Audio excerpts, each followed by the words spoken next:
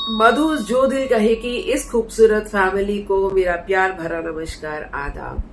दोस्तों, बहुत प्यार दिया है आपने पिछले कुछ दिनों में। मैं रियली बाग हूँ। आप लोगों ने मेरे वीडियोस, मेरे रिव्यूज इतने पसंद किए हैं और आप लोगों के इतने कमेंट्स आ रहे हैं, शायद मैं सबके जवाब भी नहीं दे पा रही हूँ। माफी चाहती हूँ। बीच में टाइम निकाल के कुछ रिव्यूज बीच में कर देती हूँ, आप लोगों के कमेंट्स के जवाब भी दे देती हूँ। तो आज मैं आपके लिए क्या लेके आई हूँ? यस, मुअम्मा, जिसका अभी हमने पीछे वीकली रिव्यू में सेकंड लास्ट एपिसोड तक बात करी थी, आज उसका full and final review exclusive इस वीडियो में हम लोग डिस्कस करेंगे। और बात सिर्फ ये नहीं होती कि मैंने डिस्कस करना है, बात ये भी होती है कि उसके बाद जो आप लोगों के इनपुट्स आते हैं उसमें कई ऐसी चीजें निकल के आती हैं जो मैं मिस कर जाती हूँ। तो ये भी बहुत जरूरी है। ये एक ओवरऑल पैकेज है for all the entertainment industry people. जो लोग वहां बैठे हुए ऐसे शानदार ड्रामे बना रहे हैं, उसमें क्या प्लस है, क्या माइनस है, पब्लिक को क्या पसंद आ रहा है, ये सब में शायद हम सब लोग थोड़ा थोड़ा कंट्रीब्यूशन दे रहे हैं, जो गागर में सागर भरने वाला काम करता है। तो चलो शुरू करते हैं आज का एपिसोड, मुअम्मा।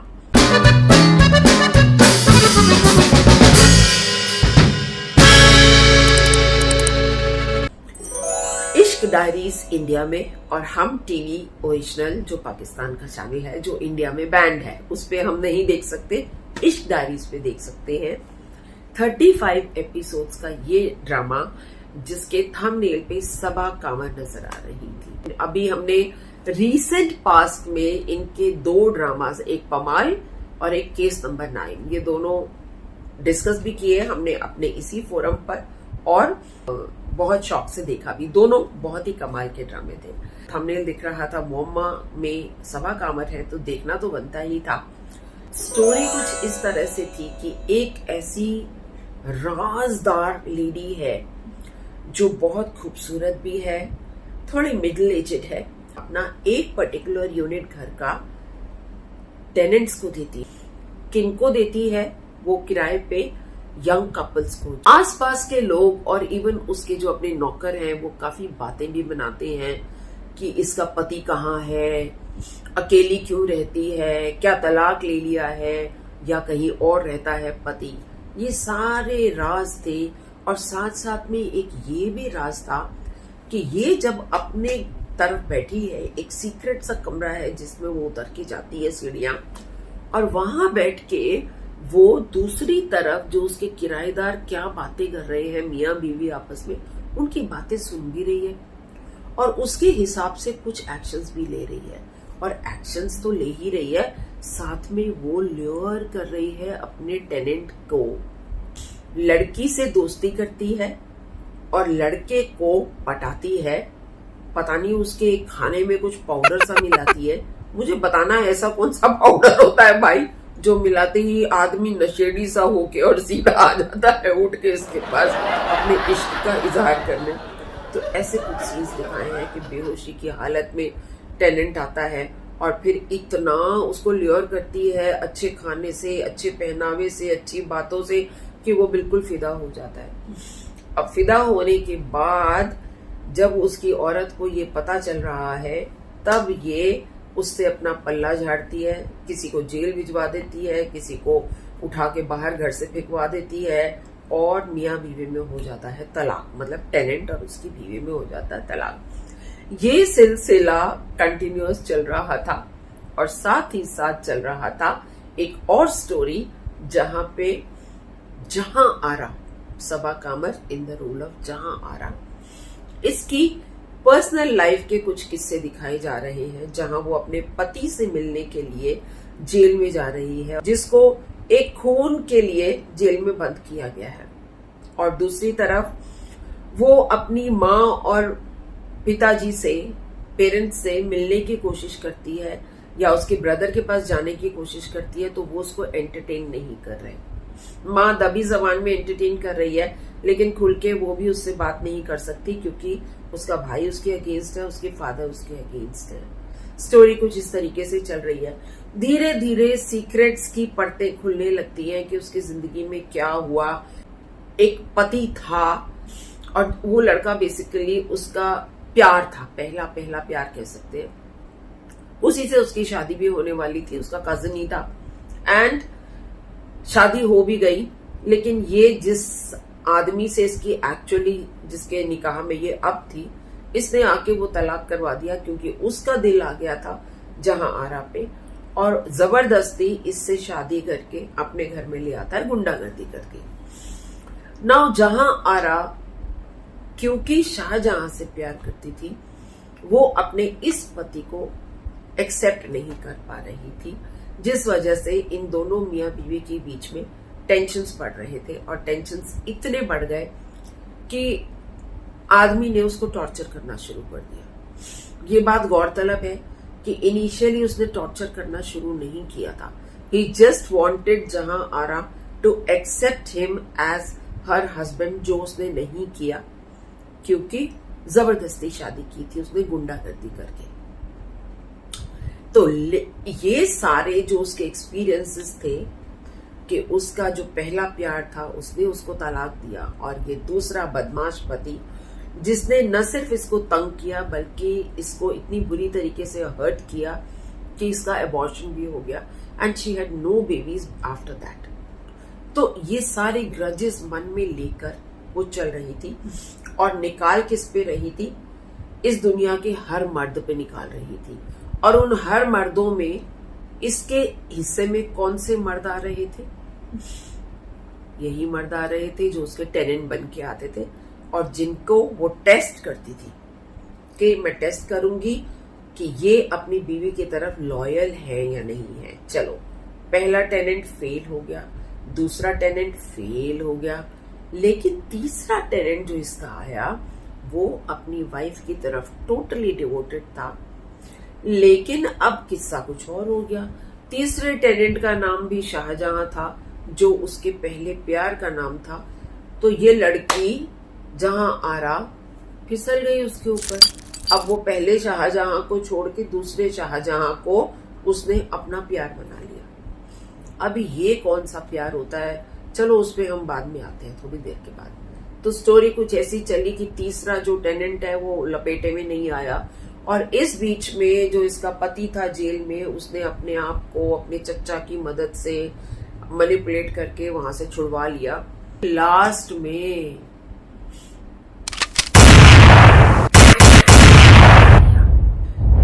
अब बात ये आती है कि इस ड्रामा में कुछ खास था।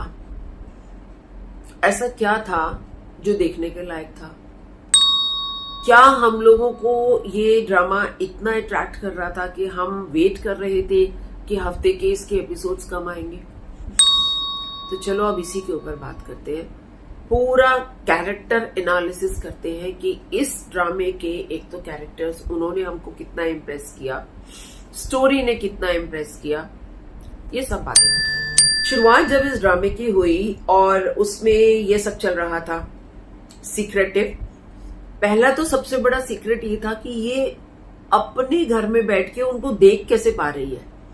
कोई टीवी लगाया क्या, उसके पास कैमरा लगाया जिसके थ्रू वो देख रही है। फिर पता चला कि ये तो एक ऐसा मिरर है जिसमें से वो देख सकती है उस तरफ, लेकिन उस तरफ वाला बंदा यहाँ नहीं देख सकता। इसलिए उसके टेनेंट को नहीं पता कि ये देख रही है हमको, लेकिन ये उनको पूरी तरह से वॉच कर रही है और सुन भी रही है। चलो इतनी हद तक तो ठीक था। ल्योर कर रही है वो भी ठीक था, क्यों कर रही है ये समझ ही नहीं आ रहा था। इसीलिए देखने का इंटरेस्ट भी बढ़ता जा रहा था कि यार ये कर क्या रही है और क्यों कर रही है। तो ये सारी परतें जब खुलने लगी कि इसका असली कारण क्या है, इसके अपने पर्सनल लाइफ के ग्रजेस हैं, इसके अपने लव फेलियर्स है, इसका अपना पति से रिलेशन फेलियर है, इस वजह से ये सब कुछ कर रही है। और मर्डर का इल्जाम भी उसके पति पे लगा हुआ है। ने ये दिखाया कि वो एक अच्छी इंसान भी है, वो औरतों की कदर भी करती है, वो अपनी नौकरानी के बीमार होने पर उसकी सेवा भी करती है, वो अपने टेनेंट्स की जो प्रेग्नेंट वाइफ्स हैं उनको भी हॉस्पिटल तक ले जा रही है, उनका भी ख्याल रख रही है, उनको कोई तकलीफ है तो ये सब कुछ वो कर रही है। जब इसका थर्ड टेनेंट आता है शाहजहां, और शाहजहां के नाम पे ही ये फिसल गई और बहुत प्यार करने लगी, और उसी के प्यार में उसने बहुत कुछ अपना जो है सैक्रिफाइसेस कर दिए। तो ये चीज कुछ फ्रैंकली स्पीकिंग लास्ट तक आते हुए हजम नहीं हो रही थी। प्यार क्या इतनी सस्ती चीज है कि आज उस पे आ गया दिल और आज इस पे आ गया दिल और आज इस पे आ गया दिल, ऐसा नहीं होता ना। एंड सडनली मतलब ओनली बिकॉज कि उसका नाम शाहजहां है तो शाहजहां के नाम से उसने थर्ड टेनेंट को प्यार करना शुरू कर दिया। और क्या कैरेक्टर दिखाया जा रहा है वुमेन का। चलो पहले तुमने बीड़ा उठाया कि मैं तो जी आदमियों को टेस्ट करूंगी, पहले तो तुम आदमियों को टेस्ट करने वाली होती कौन हो। तो स्टोरी राइटिंग में कहीं ना कहीं मुझको वीक स्क्रिप्ट लगी अगर आप मुझसे पूछे। जब तक वो सीक्रेट था कि ये क्यों कर रही है तब तक इंटरेस्ट आ रहा था, लेकिन जैसे ही वो सीक्रेट ओपन होने लगा, पर्दे खुलने लगी, तो वो पर्दे मुझको थोड़ी परेशान करने लगी। यार ये क्या रीजन हुआ कि इसकी वजह से ये आदमियों को तंग कर रही है, आदमियों को ल्योर कर रही है। या तो नेचर है, आप उसका ये दिखाओ कि क्योंकि उसका एक फेलियर था तो अब उसका नेचर हो गया है कि उसको हर आदमी के साथ टाइम पास मारना है, तो एक और बात है। जैसे एक और कैरेक्टर दिखाया जो उसके ये जो उसका हस्बैंड बना है, उसकी जो सेकंड अभी निकाह हुआ उसके चाचा की बेटी से, वो लड़की ऐसी दिखाई है कि वो टाइम पास करने के लिए आदमियों के लिए एक अलग सेक्शन है उसका। हाँ, वो टाइम पास मारती है।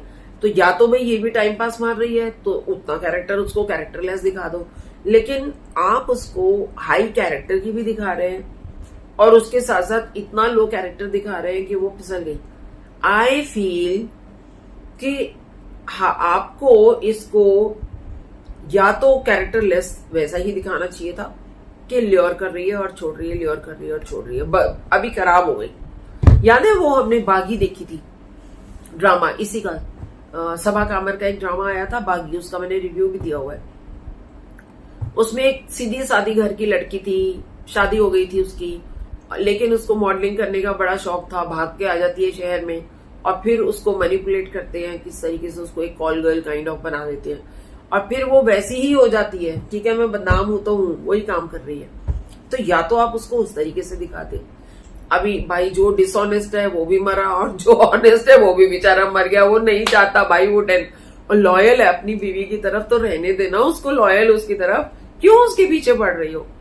Weird weird weird. और उसके बाद आखिर में अब उसको कोई जगह सहारा नहीं मिल रहा रहने का, तो जी वो फिर ऐसे ही धक्के खा रही है। कहीं कहीं शाहजहां उसके लिए मकान छोड़ गया, वो वाला शाहजहां जो उसका पहला प्यार था, वो उसके लिए मकान की चाबी छोड़ गया, बस वहीं जाके रह रही है। अब कहीं काम करना शुरू कर दिया, लास्ट में कर दिया। अगर राइटर सोच रहे हैं या ये टीम सोच रही है कि उसका इस तरीके से लास्ट में मर जाना ऑडियंस के दिल को छू गया, तो अगर आप मुझसे पूछे तो मेरे दिल को बिल्कुल नहीं छुआ। मेरे आंख से एक आंसू नहीं गिरा। मुझको लगा कि ये करा क्या और क्यों किया। It was very weird script. देखो और भी थे ना ड्रामे, जैसे वो वाला ड्रामा हमने पमाल देखा था जहां उसके हस्बैंड की डेथ होती है। दैट वॉज वेरी इमोशनल कि एक बीमारी में वो मर गया और इतना टची था, और किस तरीके से सबा का कैरेक्टर जो है उसमें अपनी जिंदगी को पकड़ता है। That was so emotional and so cute. And इसी तरीके से बागी जो हमने देखी थी, बागी में भी लास्ट में वो लड़की मारी जाती है। मारी जाती है मीन्स उसका ब्रदर उसको पॉइजन देके मारता है। तब भी बड़ा दुख हुआ था, यार इसके साथ क्या कर दिया। लेकिन यहां पर उसको मारने का कोई जरूरत ही नहीं था। अगर आप मेरे पर्सपेक्टिव से देखें तो एक लड़की जिसने कुछ आदमियों के साथ ज्यादती करी अपने पर्सनल लाइफ के ग्रजेस की वजह से, और तीसरा जो है उसको वो चलो प्यार करती भी थी, दिल में प्यार जाग गया, 1 मिनट को मान भी लेते हैं कि चलो, और आपने उसको अपनी जिंदगी जीने के लिए छोड़ दिया। आप एक रास्ते पे चल पड़े, चल जहां दिल करे, चल दिए तो चल देते ना। आपका एक सीन था ना जहां वो एक बेकरी में काम कर रही है, तो बस उसको वही एंड करना चाहिए था ना। And she started a new life of her own, जहां उसको पिछली जिंदगी का कोई नहीं चाहिए।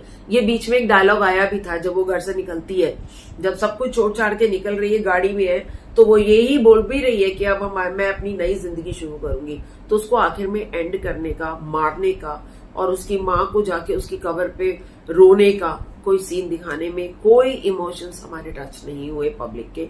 मेरे से पूछे तो मैं ये कहूंगी, आप हमारे सारे व्यूअर्स बताइए कि क्या आपको मुअम्मा का एंड दिल को छू गया, या ये जो स्टोरी जिस तरीके से बढ़ी आगे, जैसे जैसे ये राज की परतें खुली, वो खुली हुई परतें हम लोगों के दिल को छू गई। अब ये बात मैं आप पर छोड़ती हूँ। बात करते हैं परफॉर्मेंसेस। परफॉर्मेंस में Saba Qamar as always, this girl is very talented. ये जो भी पकड़ती है, अभी मैं इसका चीख देख रही हूँ, चीख में भी बहुत अच्छा इसको जो रोल दिया जाता है ये करती है। पमाल में बहुत अच्छी थी, केस नंबर 9 में बहुत अच्छी थी, बागी में बहुत अच्छी थी। उन सबके तो मैं रिव्यूज आपको देख चुकी हूँ, चीख अभी मैं देख रही हूँ, उसका नहीं दिया है। मिसेज एंड मिस्टर शमीम, उसमें भी वो भी मेरा देखा हुआ है, लेकिन मैंने रिव्यू नहीं किया उसको, बिकॉज वो मैंने जिस वक्त देखा था यहाँ जी जिंदगी पर देखा था, उस टाइम में रिव्यूज करती ही नहीं थी। ये तो मैंने शौकिया अपना शुरू किया करना, और आप लोगों ने इतना प्यार दे दिया तो बस मैं बंध गई हूँ इस प्यार में और बढ़े चले जा रही हूँ। कभी मौका लगा मिसेज एंड मिस्टर शमीम को प्रॉपरली दोबारा देख के उसके पॉइंट्स निकालने का, तो मैं जरूर उसका रिव्यू टेकअप कर लूंगी। अदरवाइज मेरे दिमाग में एक ओवरऑल तो है, लेकिन उसके जो वो सीन्स जिनको देखकर हम एकदम ओह ऐसे हो जाते हैं, उन सीन्स को याद करना बहुत मुश्किल है कि मैं दोबारा याद करूं, इसलिए मैं उसको नहीं दे पा रही। एक मैंने जो उसकी सर्वेंट बनी थी उसके बारे में तो मैंने आपको बोला ही, काजोल लगती है, लेकिन इसकी परफॉर्मेंस इसमें नॉर्मल ही थी, कोई खास नहीं था। जी जी जी जी हर वक्त उसके पीछे होती है। कैरेक्टर अच्छा दिखाया, अ लॉयल सर्वेंट, जो कि शायद वही एक थी पूरे ड्रामे में जो कैरेक्टर जो कि अपनी जीजी को समझ रही थी प्रॉपरली। बाकी सबने उसका साथ छोड़ दिया, बाकी सबने उसको चीटर या कुछ कुछ के खिताब दे दिए, कैरेक्टरलेस के खिताब दे दिए, लेकिन एक ये थी जो उसकी भावनाओं को समझ के हमेशा उसके साथ टिकी रही। तो क्या नाम है, Namra Shahid, Namra Shahid in the role of Asiya जो उसकी सर्वेंट बनी थी, तो she did a good job इसमें। लेकिन जो असली काबिलियत देखनी है नम्रा की, वो देखनी है हमने एक और पाकीज़ा में, जो उसने नूर भरी का रोल अदा किया। मैं उसके बारे में ऑलरेडी डिस्कस कर चुकी हूँ। एंड एक कैरेक्टर जो मुझको बहुत ही प्यारी लगी, इनके बारे में अगर मैंने जिक्र नहीं किया तो मुझे लगता है कि इसका भोग नहीं पड़ेगा। अब वो हम लोग कहते हैं, सिंधी में कहते हैं, जो काम कंप्लीट करना है तो मतलब भोग पाओ भैया, अभी जाके भोग पाओ। ये थे इसके जहां आरा के वकील साहब, वो जो एक चूतू से गंजू से हमेशा हाथ में टॉवल लेके पसीना पोंछते हुए, यस मैडम बोलो जी क्या काम है आपका, और फिर उनके सारे वकीलों वाले काम करते हैं, चाहे वो घर खाली कराना है, चाहे उसके पति को जेल के अंदर ही रहना है, बाहर नहीं निकलने देना, ये सारे काम उसके वकील करते हैं। अंजुम हबीबी, अंजुम हबीबी जी मैंने आपको इस ड्रामे में फर्स्ट टाइम नोटिस किया है। आई एम श्योर आप और भी बहुत सारे ड्रामास में आते होंगे, लेकिन यहाँ पर ये एक ऐसे वकील जो अपने क्लाइंट के लिए टोटली डेडिकेटेड है और उनको अच्छी सलाहें भी देते हैं, प्रॉपर सलाहें देते हैं एज अ वकील। आपका कैरेक्टर मुझे बहुत पसंद आया और आपने उसको बखूबी अदा किया, तो खूब सारी तालियां अंजुम जी आपके लिए। एंड सबा कामर, यस आप तो वैसे ही हमेशा बहुत ही अच्छे हैं। अब बाकी सबके परफॉर्मेंसेस ठीक है, अच्छी थी, लेकिन कहते हैं ना, मैं हर बार कहती हूँ, जो बेस्ट परफॉर्मर और जो सबसे वीक परफॉर्मर, इन दोनों पे सबसे ज्यादा आंख जो है ना वो उलझती है, और जहां वीक परफॉर्मेंस हो उस पर बहुत ज्यादा उलझती है, कसम से बता रही हूँ। तो भाई ये जो 3 टेनेंट्स दिखाए मुअम्मा में, पहला टेनेंट कौन बना था? नबील जुबैरी। अगर आपने मुअम्मा का फर्स्ट या सेकंड मेरा रिव्यू देखा हो तो मैंने तब भी कहा था कि नबील जुबैरी की परफॉर्मेंस मुझको बहुत ज्यादा वीक लगी। एक सीन था जहां वो नशे की हालत में आ रहे हैं घर और बीवी उनके जूते उतार रही है या उनको खाना वाना सर्व कर रही है, समथिंग लाइक दैट। अभी याद नहीं है, वो शुरू का ही एपिसोड्स थे। जरा उसमें इनकी शराबी की परफॉर्मेंस देख लेना, आपको पता चल जाएगा कि मैं क्या कहना चाह रही हूँ। तो ये अप टू द मार्क नहीं है। सुनो चंदा में भी इनका रोल था, बट वहां पे थोड़ा कॉमेडी था, फन था, तो वहां पर तो चल गए। लेकिन यहाँ इमोशनल और जहां आपको कुछ हटके दिखाना है कॉमेडी से, वहां पे फंस जाता है। जो अच्छा कलाकार होता है ना, वही चल पाता है वहां पर। तो इनकी परफॉर्मेंस बिल्कुल अप टू द मार्क नहीं लगी मुझको। जो सेकंड टेनेंट आए थे अली अंसारी, ये ठीक थे, इनकी परफॉर्मेंस ठीक थी। और फिर से थर्ड टेनेंट जो आए शहजाद शेख, तो मैंने वहां पे भी आपको रंग दे के भी रिव्यू में ये बात बोली कि इनकी परफॉर्मेंस मुझको ना तो मुहम्मा में पसंद आई है और ना ही मुझे इनकी रंग दे में पसंद आई है। जो एक्सट्रीम परफॉर्मर्स होते हैं ना, उनमें कहीं तो वाह निकल आती है और कहीं आह निकल आती है। तो बस वो दोनों का मैंने आपको बता दिया। बाकी सब बीच में जो और थे, द गर्ल्स टेनेंट्स की जो वाइफ्स बनी थी, they did a good job. और वो जो एक एक्स्ट्रा एक कैरेक्टर था जो उसको कभी इलेक्ट्रिशियन बन के हेल्प कर रहा था, कभी उसके भाई की जिंदगी खराब करने के लिए, उसका नाम नहीं मुझे याद आ रहा, तो वो भी अच्छा, वो भी लड़का भी अच्छा परफॉर्म कर रहा था। एंड उसकी जो वाइफ बनी थी, उसका छोटा सा रोल था, शी ऑल्सो डिड वेल। तो ओवरऑल एवरीबडी, मदर भी जो जहां आरा की बनी थी, वो तो वैसे वेरी टैलेंटेड आर्टिस्ट है। तो बस वो माँ के लिए मेरा यही, और फिर मिलते हैं नेक्स्ट एपिसोड में, देखते हैं और क्या डिस्कस करते हैं। खुश रहिए, बाय।